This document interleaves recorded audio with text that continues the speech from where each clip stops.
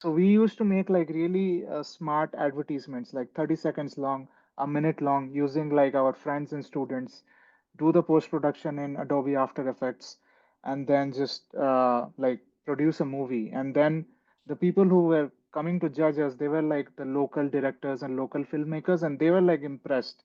They're like, "How are you guys doing it?"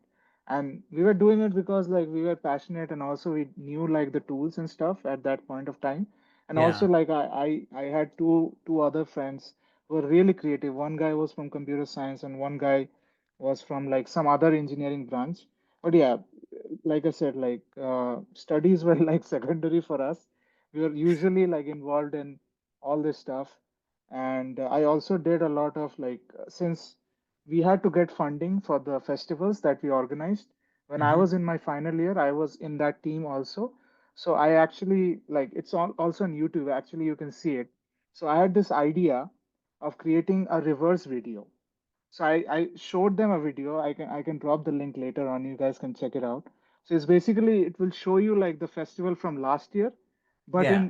in backwards In direction. backwards motion. Oh, that's cool. I Yeah. like that. So that actually gained the attention from some of the investors, and they actually invested money that was required for our festival. And in our year, we were proud to say that this music festival called Sunburn that Yeah, yeah, happens. I know Sunburn.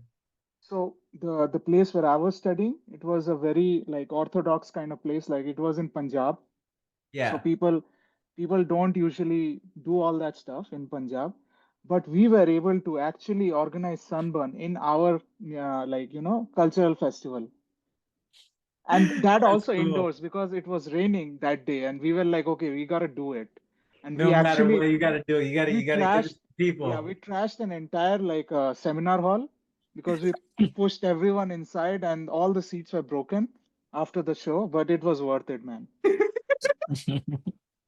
That's awesome. To make the video go backwards, did you do that programmatically? Were you No, no, programming no. I that? just shot it like regular video. I just shot it, and then I had like someone from like the third year. He was like my editor. So I Yeah. actually like I directed the stuff, and I also did the cinematography part.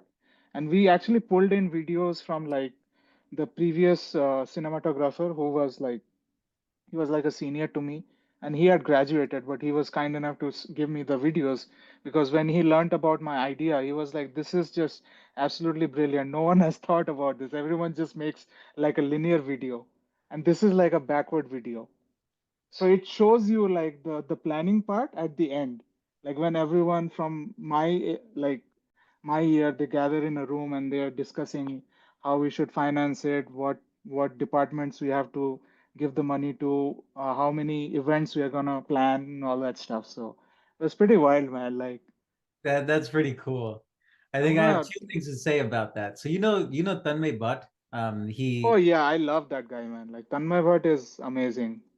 and so the one of the big things, so I didn't realize this, but like he's actually like one of the big gatekeepers of Indian tech and Exactly, yeah. India content and distribution.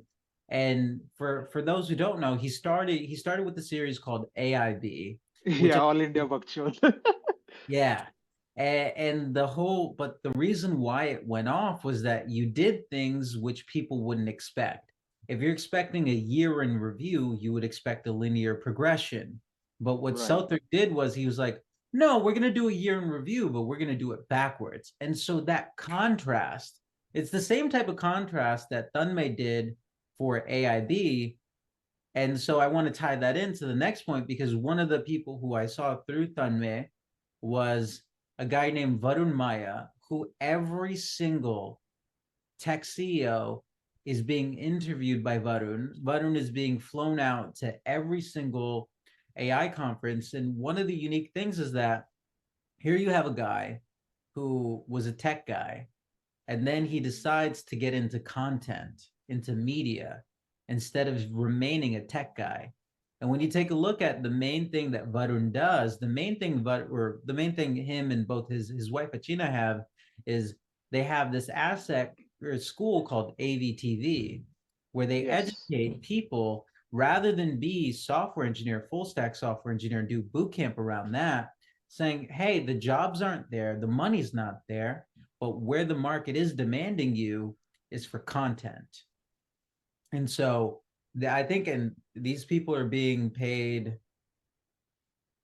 quite well. I don't know how to do the math from the website, but by comparison, they're doing better than most other engineers would be doing right now, especially because right now no one can be hired as a junior, and the industry is going to have a major shakeup. But I bring all that up because now it's like it now in this deep seek moment, I think a lot of people are now going to start changing and thinking, well, did I put my money in the wrong place? Why did I hire that machine learning engineer? Why did I hire that data scientist? Because in reality, I'm pretty sure Chamat Palahapitiya from the All In podcast, he might be responsible for the creation of the data scientist role during his time at Facebook. For those who don't know, before he broke off and had his family office and then became known for being, the SPAC king, uh, he was at Facebook and he was a growth guy. And so he grew Facebook from, I think, 0 to 1 billion, or was part of that rocket ship ride. But I'm pretty sure he created the data scientist term because he realized, like, all you're really doing is scrubbing and cleaning data. And here you have someone with a PhD. They don't want to have data analyst as a title. And so I always see data scientists and I'm like, you're not a scientist. No, that's absolutely true, man. Like I used to work with, like the previous company I was in. There's only one AI engineer. He calls himself AI engineer, but all day he's just like looking at papers and just writing some Python script, like 2 or 3 lines. And I don't know like why he's still like hired, like why he's still employed at that company. I mean, it makes absolutely no sense. There's a lot of bakwas right now. There's a lot, a Yeah, I lot of mean, bakwas. and Yeah, you say? once people are aware of this BS, what's going on with data science and all this stuff, they'll be like, okay, let's just use our money somewhere else. You And know? that and exactly. So this is called capital flows.